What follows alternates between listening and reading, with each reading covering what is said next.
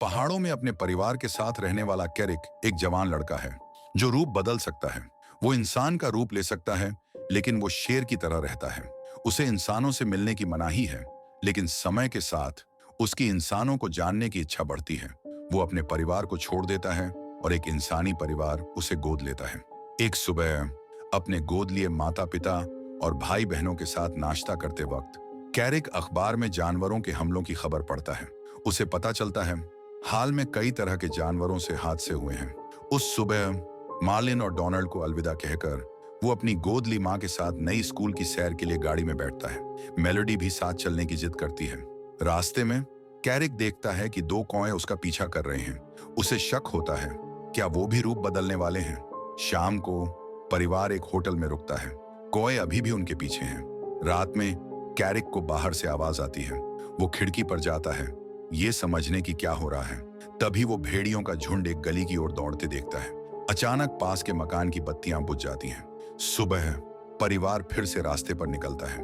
कुछ घंटों बाद वो क्लियर वाटर हाई पहुंचते हैं। गाड़ी से उतरते ही कैरिक का शक सही निकलता है। वो कौए स्कूल के छात्र हैं। तभी स्कूल की प्रिंसिपल लीसा क्लियर वाटर उसे मिलने आती है।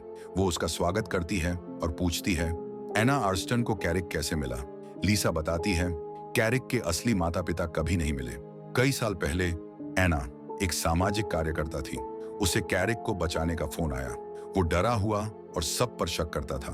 एना ने उसे गोद लिया और अपने पति को उसे घर में लेने के लिए मना लिया।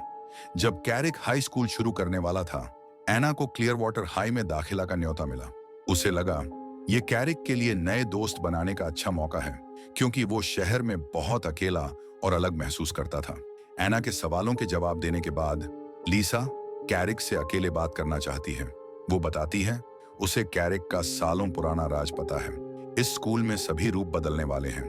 अब कैरिक को अपने रूप बदलने की शक्ति छिपाने की जरूरत नहीं।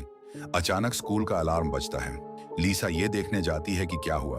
वो देखती है एना और मेलोडी कैंपस में घूम रहे हैं। वो अपनी सहायक से उन्हें वहां से ले जाने को कहती है, क्योंकि वो जगह प्रतिबंधित है। इतने सारे जानवरों को एक साथ देख कैरिक खुश हो जाता है। उसने पहले कभी इतने रूप बदलने वालों को एक जगह नहीं देखा। स्कूल के गलियारों में कैरिक जेफरी और उसके झुंड से मिलता है। दोनों में तुरंत दुश्मनी हो जाती है, लेकिन जेम्स वक्त पर आकर लड़ाई रोक देता है। पूरे स्कूल से मिलवाने के बाद एना अपने बेटे को अलविदा कहती है। वो और मेलोडी गाड़ी की ओर जाते हैं। तभी एंड्रू मिलिंग, जो स्कूल को पैसा देता है, कैंपस पर आता है। परिवार को अलविदा कहने के बाद कैरिक एंड्रू से मिलता है। वो बताता है उसने पहाड़ों की जिंदगी छोड़ दी क्योंकि उसे कुछ कमी महसूस हुई जो शेर बनकर पूरी नहीं हो सकती थी। अपने कमरे में पहुंचते ही कैरिक को स्कूल के नियम बताए जाते हैं। लीसा के जाने के बाद एक गिलहरी खिड़की पर आती है। कैरिक खिड़की खोलता है और गिलहरी अंदर आकर अपना परिचय देती है। हॉली कहती है उसे कैरिक का गाइड बनाया गया है। वो उसे पहली रूप बदलने की क्लास में ले जाती है। बदलाव शुरू करने से पहले मिस्टर एलवुड याद दिलाता है कि शक्तियों का इस्तेमाल सिर्फ क्लास में हो सकता है। इंसानों को बदलाव देखने नहीं देना। कैरिक को अपनी शक्ति दिखाने को कहा जाता है, लेकिन उससे पहले ब्रैंडन बदल जाता है। भैंस का रूप लेने वाला ब्रैंडन अपनी शक्ति पर काबू नहीं रख पाता। वो इंसानी रूप में ज्यादा देर नहीं रह सकता। ब्रैंडन का आसान बदलाव देख कैरिक असुरक्षित महसूस करता है। वो बदलाव छोड़ देता है क्योंकि वो अपने जानवर रूप से पूरी तरह कटा हुआ है। लीसा की मदद से कैरिक अपने पुराने जीवन को याद करता है, जब वो जंगल में अपने असली परिवार के साथ था। फिर वो अपना असली रूप लेता है। लीसा सबको बदलने का आदेश देती है। कैरिक देखता है स्कूल भेड़ियों से भरा है। लीसा कहती है यहाँ कैरिक इंसान और जानवर दोनों रूपों के साथ जीना सीखेगा और दोनों दुनियाओं के बीच मध्यस्थ बनेगा। कुछ घंटों बाद अपने कमरे में आराम करते वक्त ब्रैंडन कैरिक से मिलने आता है। वो उसका नया रूममेट होगा। तभी हॉली आती है और कहती है कैफेटेरिया जाने का समय है। खाना लेने के बाद कैरिक डोरियन से मिलता है, जो बिल्ली में बदल सकता है। क्लियर वाटर हाई से पहले डोरियन एक इंसानी परिवार का पालतू था। उसे सर डाइन का डिब्बा खोलते पकड़ा गया था। अपना जानवर रूप दिखाने के बाद कैरिक को सहपाठी सम्मान देने लगे, लेकिन कमजोर जानवर उसे डरने लगे। उसकी मौजूदगी ही खतरा थी। बो, जो छोटा खरगोश बनता है, मुसीबत से बचने की कोशिश करता है, लेकिन वो जेफरी से उलझ जाता है। बो को खतरे में देख कैरिक उसका बचाव करता है और मुसीबत में पड़ जाता है। भेड़िए उसे डराने की कोशिश करते हैं, लेकिन जेम्स फिर से हालात शांत करता है। उस रात अपने परिवार का सपना देखते वक्त कैरिक को ब्रैंडन जगाता है, जो नींद में बदल जाता है और अपना बिस्तर तोड़ देता है। वो कहता है, ऐसा हफ्ते में 1-2 बार होता है। कैरिक समझता है अगली रातें शांत नहीं होंगी। अगले दिन लड़ाई की क्लास में बर्डा और ब्रैंडन का मुकाबला होता है, लेकिन भैंस बनने वाला ब्रैंडन लड़ाई से पहले भाग जाता है। वो बहुत ताकतवर है, लेकिन खुद को शांति प्रिय कहता है। कैरिक उसकी जगह लेता है। एंड्रू मिलिंग कैरिक की हिचक देख उसे शेर की गंध वाला थैला सूंघने को कहता है। बदलाव के बाद कैरिक मैदान में आता है। बर्डा से छोटा होने के बावजूद वो अपनी ताकत से हावी हो जाता है। फिर लीरॉय और डोरियन का मुकाबला होता है, लेकिन डोरियन लीरॉय की बदबू से डरकर भाग जाता है और जीत उसे दे देता है। क्लास खत्म होने पर एंड्रू मिलिंग कैरिक से बात करता है। वो उसका मार्गदर्शक बनने की पेशकश करता है और उसे गंध वाला थैला देता है। वो कहता है, कैरिक का भविष्य उज्जवल है। एंड्रू का कैरिक को ज्यादा ध्यान देना देख जेफरी जलन महसूस करता है। वो उसे 2 भेड़ियों के खिलाफ द्वंद्व के लिए चुनौती देता है। वो कहता है, अगर कैरिक जीता तो वो उसे अकेला छोड़ देंगे। देर दोपहर कैरिक अपने नए दोस्तों के साथ ट्री हाउस जाता है। वो बताता है वो भेड़ियों के खिलाफ द्वंद्व में हिस्सा लेगा। ये सुनकर ब्रैंडन को डर लगता है कि उसका दोस्त स्कूल से निकाला जा सकता है, लेकिन कैरिक कहता है वो ताने सुनकर तंग आ चुका है। हॉली देखती है वो उसे रोक नहीं पाएगी। वो कहती है कि वो अपने दोस्त का साथ देगी। ब्रैंडन कहता है वो भेड़ियों की हार का इंतजार करेगा। उस रात तीनों चुपके से हॉस्टल से निकलते हैं। कैरिक गंध वाला थैला सूंघकर रूप बदलता है। तय जगह पर पहुंचकर वो पूछता है कि उसके खिलाफ कौन से भेड़िए लड़ेंगे। तभी उसे पता चलता है ये एक जाल है। 2 भेड़ियों की जगह जेफरी और उसका पूरा झुंड उसे घेर लेता है। फिर भी कैरिक हार नहीं मानता। वो भेड़ियों से ताकतवर है, लेकिन पीछे से हमला होता है। सारे दुश्मन मिलकर उसे मारते हैं। अपने दोस्त को मुसीबत में देख हॉली ब्रैंडन को चट्टान से धक्का देती है ताकि वो कैरिक की मदद करे। ब्रैंडन भेड़ियों का ध्यान भटकाता है और कैरिक हमला करता है। जेफरी और उसका झुंड हार मानकर पीछे हटते हैं। अगली सुबह क्लास में जेम्स देखता है कि कुछ छात्र घायल हैं। वो उन्हें अस्पताल जाने को कहता है। जब पूछा जाता है कि चोट कैसे लगी, वो तरह तरह के बहाने बनाते हैं, लेकिन साफ है ये चोटें लड़ाई से लगी। लीसा कैरिक से उसकी बात सुनने वाली थी। तभी उसे एंड्रू मिलिंग के साथ सैर का न्योता मिलता है। सैर के दौरान कैरिक को पता चलता है कि एंड्रू को पिछले रात की घटना पता है। एंड्रू कहता है एक असली शेर को भेड़ियों को हराने के लिए मदद की जरूरत नहीं, भले 4 के खिलाफ 1 हो।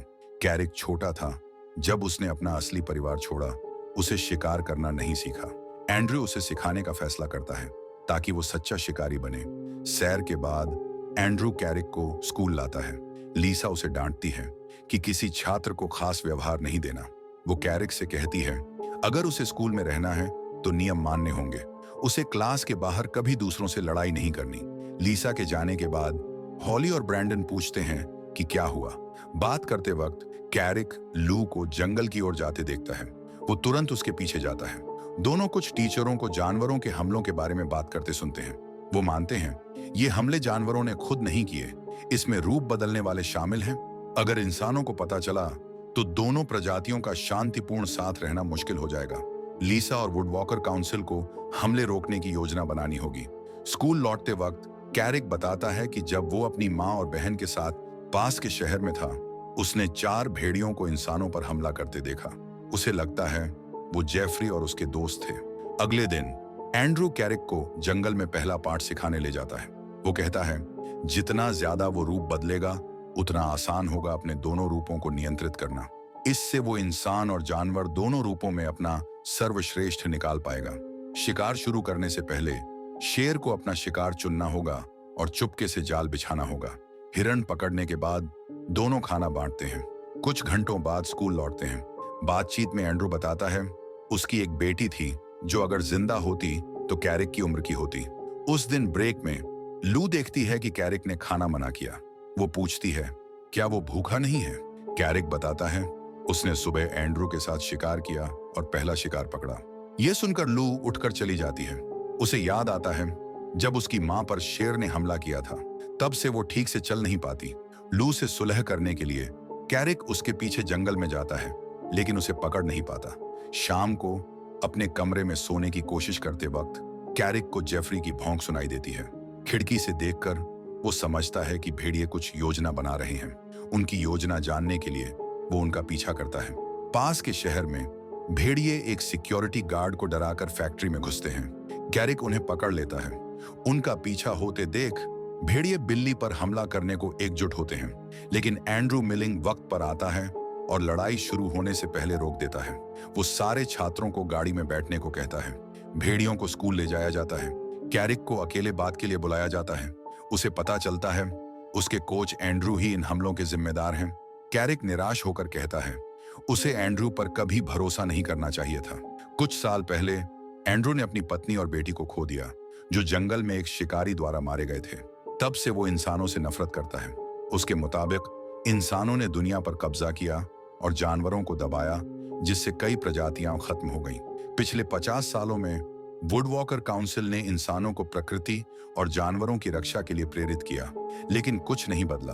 हालात बदतर हो रहे हैं। इसलिए एंड्रू ने खुद कार्रवाई करने का फैसला किया। तभी शीला खाना परोसने आती है। कैरिक देखता है उसके पास एक कृत्रिम पैर है। एंड्रू बताता है शीला सांप औरत है जो जानवर रूप में गाड़ी से टकराई थी। खाने के दौरान एंड्रू कैरिक को अपने प्रोजेक्ट में शामिल होने को कहता है, लेकिन कैरिक किसी को चोट पहुंचाना नहीं चाहता। एंड्रू कहता है उसका मकसद इंसानों को चोट देना नहीं, बल्कि उनकी मशीनें तोड़ना है, ताकि वो जानवरों को नुकसान पहुंचाने वाले प्रोजेक्ट न बढ़ाएं।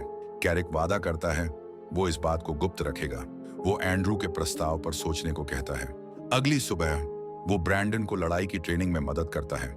जंगल में दौड़ते वक्त ब्रैंडन सब कुछ तोड़ता हुआ चलता है। तभी कैरिक के माता पिता, जो उससे मिलने क्लियर वाटर हाई आए थे, उसे टक्कर मारते हैं। अपने दोस्त को माफी मांगते देख कैरिक बात छिपाता है और उन्हें अपना कमरा दिखाने ले जाता है। कमरे में एना एक गिलहरी को सामान में घूमते देखती है। लीसा उसे डांटती है कि मेहमानों के लिए खास समय है। जाने से पहले एना कहती है कि वो पास के शहर में पूरा सप्ताहांत बिताएगी। वो कैरिक को साथ चलने का न्योता देती है। कैरिक तुरंत हाँ कहता है और अपने गोद लिए परिवार को अलविदा कहता है, क्योंकि उनकी गाड़ी ठीक करवानी है। परिवार के जाते ही एंड्रू मिलिंग का फोन आता है। वो कैरिक को सप्ताहांत के एक आयोजन में बुलाता है, लेकिन कैरिक बताता है कि वो अपने माता पिता के साथ रहेगा और उसे इंसानों को नुकसान पहुंचाने का विचार पसंद नहीं। एंड्रू फोन काट देता है। कैरिक जंगल में जाता है, अपने रूप बदलने का अभ्यास करने और मन बहलाने। कई मील चलने के बाद विंग उससे मिलने आता है। वो बताता है लोग उसकी गायब होने की चिंता कर रहे थे। बात करते वक्त एक ड्रोन आता है। विंग कैरिक को भागने को कहता है, क्योंकि एक शिकारी ने कुत्ते उसके पीछे छोड़े हैं। कुछ मिनट भागने के बाद कैरिक पेड़ की चोटी पर छिपता है, लेकिन ड्रोन उसका पीछा करता है। विंग ड्रोन तोड़ देता है ताकि कैरिक भाग सके। कुछ देर रुकने के बाद शैडो उसे कपड़े फेंकता है ताकि वो इंसानी रूप ले सके। दोस्तों की मदद से कैरिक स्कूल सुरक्षित लौटता है, लेकिन थकान से कैंपस में बेहोश हो जाता है। एंड्रू उसे ढूंढकर अपने घर ले जाता है। जागने पर कैरिक बताता है कि जंगल में क्या हुआ। उसे शक होता है क्या उसके असली परिवार का वही हाल हुआ जो एंड्रू की बेटी और पत्नी का हुआ। ये सोच उसे इतना गुस्सा दिलाती है कि वो एंड्रू के प्रोजेक्ट का साथ देने और इंसानों से लड़ने का फैसला करता है। पहली मिशन से पहले एंड्रू बताता है कि उसने कुछ रूप बदलने वालों को कैरिक का परिवार ढूंढने भेजा है। वो वादा करता है अगर वो जिंदा हैं तो जल्दी मिलेंगे। तभी एना का फोन आता है। वो कहती है उसे सैर रद्द करनी होगी, क्योंकि उसे एक जरूरी काम याद आया। ब्रैंडन और हॉली आते हैं। वो अपने दोस्त की चिंता कर रहे थे, लेकिन कैरिक उन्हें जाने को कहता है। कुछ मिनट गाड़ी चलाने के बाद वो खदान पर पहुंचते हैं। एंड्रू टीमें बांटता है। वो कैरिक को जंगल के जानवरों को उस इलाके से दूर रखने को कहता है। जेफरी और बाकी भेड़ियों को कर्मचारियों को सुरक्षित निकालना है ताकि कोई चोट न खाए। पास के कुछ खरगोशों को भगाने के बाद कैरिक देखता है कि उसके माता पिता पास में डेरा डाल रहे हैं। वो उन्हें बचाने का रास्ता सोचता है।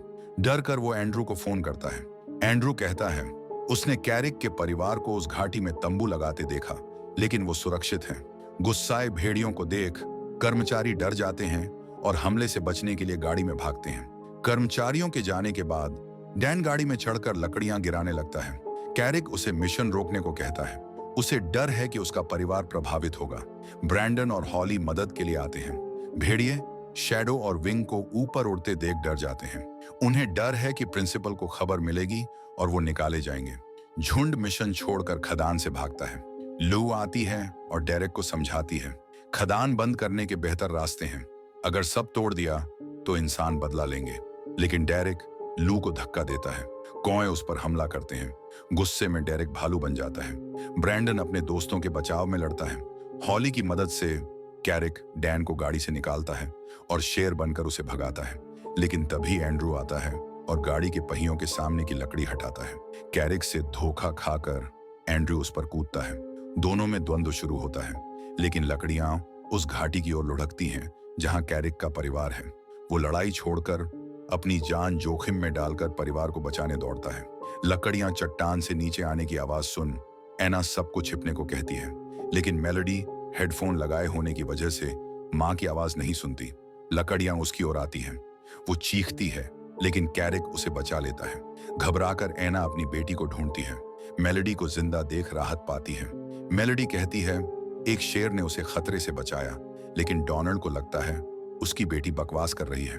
कुछ मिनट बाद लू और दोस्त कैरिक का शरीर जंगल में पाते हैं। उन्हें डर लगता है कि वो जिंदा नहीं बचा। जब कैरिक आंखें खोलता है, सब राहत पाते हैं। वो अपने परिवार की जांच करने दौड़ता है। एंड्रू आता है और कहता है वो कैरिक के साथ पास में था जब हादसा हुआ। वो हेलीकॉप्टर बुलाता है ताकि परिवार अस्पताल जाए। परिवार के सुरक्षित जाने के बाद कैरिक गुस्सा दिखाता है। वो कहता है वो प्रिंसिपल को बताएगा कि हमलों का असली जिम्मेदार कौन है, अपना राज छिपाने के लिए। एंड्रू कहता है कि उसने कैरिक का असली परिवार येलोस्टोन के पहाड़ों में देखा। वो उनकी सही जगह तभी बताएगा अगर कैरिक कुछ न बताने का वादा करे। तभी लीसा आती है। एंड्रू कहता है उसका सहायक डेरेक ने चुपके से इंसानों पर हमला प्लान किया। लीसा को एंड्रू की बात पर यकीन नहीं, लेकिन पुलिस की आवाज सुन वो जांच का वादा करके चली जाती है। स्कूल पहुंचने पर युवाओं का हीरो की तरह स्वागत होता है। सबको खबर मिल चुकी थी कि उन्होंने दिन बचाया। यदि आपको यह वीडियो पसंद आया तो वीडियो को लाइक करें और भी शानदार वीडियोस के लिए मूवीटेशन को सब्सक्राइब करें। फिर मिलेंगे एक और वीडियो में।